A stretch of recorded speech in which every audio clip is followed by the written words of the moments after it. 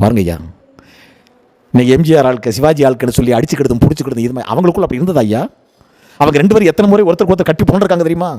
அன்பால 2 பேரும் சேர்ந்து கூண்டு கிளி அப்படின்னு ஒரு படத்தில் இணைஞ்சு நடித்தாங்க, டிஆர் ராமண்ணா டைரக்ஷனில். அதுக்கு பிறகு அவங்க இணைஞ்சு நடிக்காமல் இருந்திருக்கலாம்.